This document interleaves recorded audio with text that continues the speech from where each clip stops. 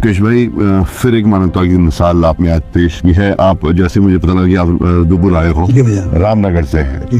मतलब अभी मैं रुद्रपुर की आपको एक घटना बताता हूँ। कुछ दिनों पहले एक बेटे ने अपने बुजुर्ग पिता को घर के बाहर इस कड़ाके की ठंड में बाहर सोने पर मजबूर कर दिया था, और उसके कुछ दिनों बाद वो पिता भगवान को प्यारे हो गए। और आप रामनगर से यहाँ मतलब इनका इलाज करवा रहे हैं, क्या रिश्ता है आपका इनसे?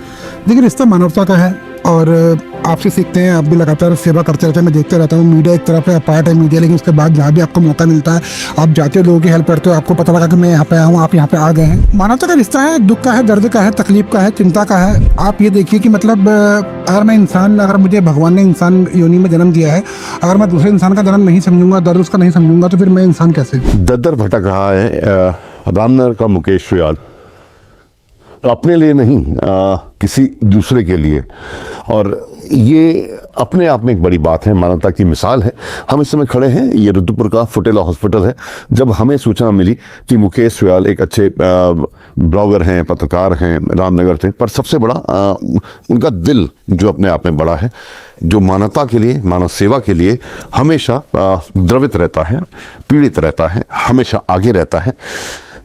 ऐसे लोगों को कवर करने के लिए हमारी भी जिम्मेदारी बनती है। आज मुकेश सुयाल जब यहाँ आए, हमें पता लगा कि किसी व्यक्ति का, रामनगर के ही किसी व्यक्ति का, और गरीब मजलूम किसी व्यक्ति का एक्सीडेंट हो गया था 5-6 महीने पहले। वो तब से उसका इलाज करा रहे हैं। और मैं अमूमन उनकी हर वीडियोस देखता हूँ कि वो कैसे समाज सेवा में कभी किसी का घर बनवा रहे हैं, कभी किसी की झोपड़ी जल रही है उसको हेल्प कर रहे हैं, कभी किसी की हेल्प कर रहे हैं। तो ये अपने आप में, और ये एक बड़ी बात है। तो आज जिस तरीके जब हमें पता लगा कि एक मजलूम बेसहारा व्यक्ति के जब पैर एक्सीडेंट में टूट गए, उसका इलाज पिछले 5 महीने से मुकेश सुयाल वो यहाँ रुद्रपुर आ रहे हैं, फुटेला हॉस्पिटल में उसका इलाज करवा रहे हैं। और शुरुआत में डॉक्टर फुटेला ने कुछ हेल्प भी करी, पर अगर घोड़ा घास से यारी करेगा तो खाएगा क्या, वही यहाँ भी हुआ। मुकेश सुयाल ने उसके बाद पूरा खर्चे का बीड़ा अपने सर पे उठाया, और तकरीबन अब लगातार पिछले 5 ऑपरेशन बता रहे हैं करवा चुके हैं उनके, और प्रयास जारी है। जानने की कोशिश करते हैं क्यों आखिर और क्या चीजें मुकेश सुयाल को मोटिवेट करती हैं ये काम करने के लिए। आइए बात करते हैं। मुकेश भाई, फिर एक मानवता की मिसाल आपने आज पेश की है। आप जैसे मुझे पता लगा कि आप रुद्रपुर आए हो, रामनगर से है।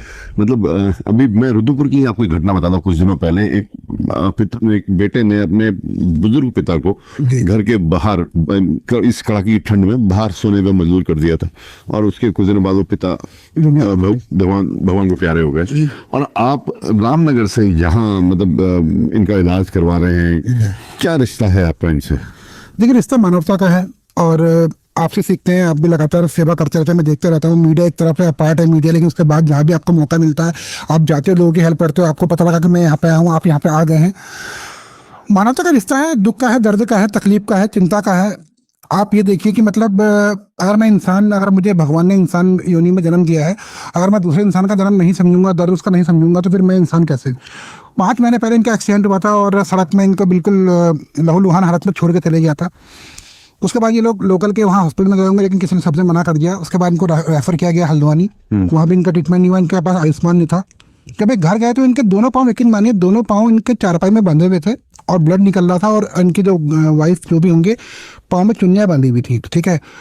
उसके बाद मैंने सीएमओ सर हरीश पंजी से मैंने संपर्क किया। मैंने कहा इनको कुछ तो दीजिए, इनको कम से कम एंटीबायोटिक वगैरह कुछ तो दीजिए, घाव सूखेंगे इनके। तो 3-4 दिन वहाँ रखने के बाद फिर हम यहाँ खोटेला में लेके आए, और तब से हम इनके आज 5 ऑपरेशन हम इनके करवा चुके हैं। 5 ऑपरेशन। और मेरा आज जरा थोड़ा सा इसलिए उदास हूँ कि मतलब मेहनत सफल होती हुई नजर नहीं आ रही है, क्योंकि अब इनको यहाँ से ऋषिकेश रेफर कर दिया है। ऋषिकेश, आप जानते हैं कि हमारा उत्तराखंड का क्या हाल है, और ऋषिकेश बिल्कुल जीरो है, बिल्कुल जीरो। मुझे कोई बिल्कुल धन सिंह रावत जी, धामी जी लगातार बहुत बड़ी बड़ी बातें करते रहते हैं, लेकिन अगर आप जानेंगे, अभी मैंने देखा कि एक महिला साहब प्रसव पीड़ा की शिकार थी, वो भी उसको बेड नहीं मिला, वो भी इस दुनिया में नहीं रही। अब इनको वहाँ भेजने में डर भी लग रहा है, क्योंकि यहाँ पे प्राइवेट था, हम आ रहे थे, आप आ रहे थे, कोई और आ रहा था, लेकिन अब वहाँ कैसे भेजें, तो कैसे भेजें? मेरे बस का है नहीं। मैं अकेले एक बार चले जाऊँगा, फिर मैं वहाँ महीने भर कैसे रुकूंगा? वहाँ पे मेरे अपने भी जिम्मेदारियाँ हैं, मेरे अपना भी घर परिवार है। पर फिलहाल थोड़ा दुख इस बात का है कि मतलब यहाँ इलाज नहीं मिल पाया था। अब इनको हम ऋषिकेश लेके जा रहे हैं। कैसे मतलब कौन सपोर्ट करता है आपको, कैसे आपकी कैसे देखिए आप भी एक पत्रकार हैं और एक आप ट्यूशन भी पढ़ाते हैं, आप मतलब इंग्लिश स्कूल क्लासेस में, फिर कहाँ से मतलब जैसे कि आज के लिए मैं बोलता हूँ पिता मतलब एक पुत्र अपने पिता के लिए नहीं कर पा उसके लिए आप एक अनजान के लिए ऐसा कर रहे हैं। मैं कहते ना कि अगर आपकी नीयत अच्छी हो तो फिर भगवान आप किसी ना किसी को भेज देता है, किसी ना किसी रूप में भेज देता है। तो मेरे फ्रेंड्स हैं, व्हाट्सएप फ्रेंड्स हैं, एक भैया हैं, तो मैं उनको लगातार कहते रहता हूँ, वो कभी मजाक भी करते हैं, यार मुकेश हम कहाँ से करेंगे इतना, तो मैं हाथ जोड़ता हूँ, मैंने करो यार कुछ ना कुछ करको, मतलब ये समझिए कि इंडायरेक्टली भीख मांगनी पड़ती है बिल्कुल, क्योंकि आप जानते हैं कि अगर आप सोशल मीडिया में डालेंगे तो कलेक्शन नहीं हो पाता उतना, ठीक है। और इनका तो हमने लगातार 5% करा दिया, 5 किलो लोग समझते हैं कि यार बार बार क्यों मांग रहे होंगे पैसे, है ना, तो बहुत दिक्कत हो गलत भी समझ बिल्कुल बिल्कुल। तो कभी ऐसे मन हताश नहीं होता मुकेश भाई?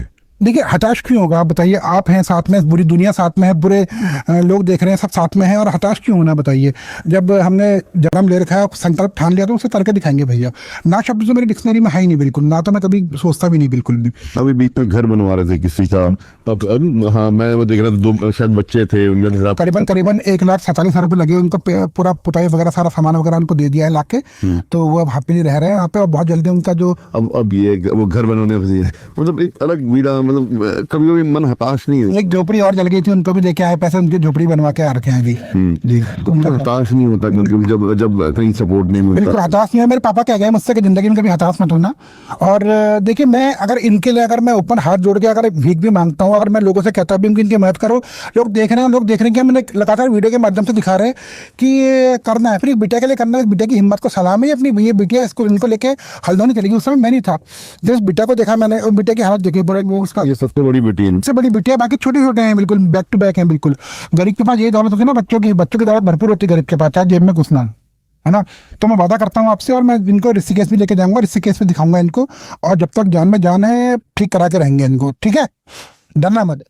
अब जी हालांकि यहाँ से अभी इनको ऋषिकेश भेज दिया, मैं फिर वही कह रहा हूँ कि कहीं ना कहीं दर दर भटक रहे हैं मुकेश सुयाल। और रामनगर से जब यहाँ आने का मुझे पता लगा तो कहीं मेरी ये भी जिम्मेदारी थी, एक जर्नलिस्ट होने के नाते, जब हम समाज के मुद्दे उठाते हैं तो मुकेश भाई के ये जो साहसिक कदम है, मैं कई बार इनको सोशल मीडिया पे देखता हूँ, एक अच्छे प्रयास, दिल से सलाम हमेशा इनके लिए निकलता है, दिल से दुआएं निकलती हैं।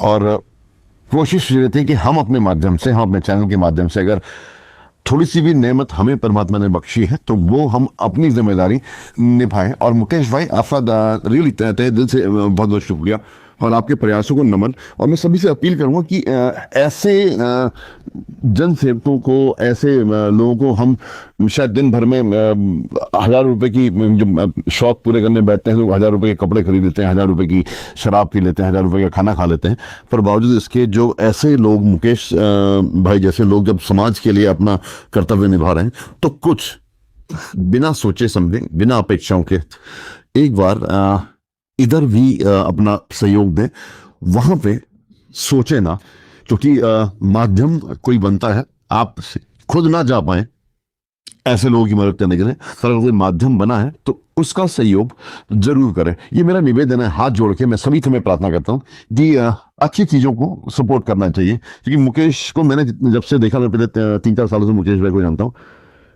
शायद शादी भी नहीं है मुकेश भाई, केवल अपने मलंग से होके, मैं मलंग शब्द इसलिए कहता हूँ कि मन ना किसी चीज की कोई अपेक्षा, ना किसी चीज का कुछ, ना बैर ना कुछ, तो मलंग से होकर दूसरों की समाज की सेवा कर रहे हैं। तो ऐसे लोगों की सहायता होनी चाहिए, और ऐसे लोगों के माध्यम से ऐसे हजारों जरूरतमंदों की सहायता होनी चाहिए।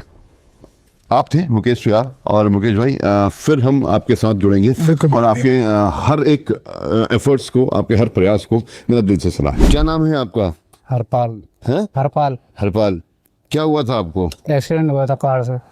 पहाड़ से एक्सीडेंट हुआ था? कार से। कार से? हाँ। कहाँ के रहने वाले हो आप? मैं सरकार करेंगे यूपी में। सरदार करेंगे यूपी के? हाँ, तहसील ठाकुर। अभी कहाँ रह रहे हैं? मैं रामनगर चिलके टांडा। रामनगर टांडा में रह रहे हो? हाँ।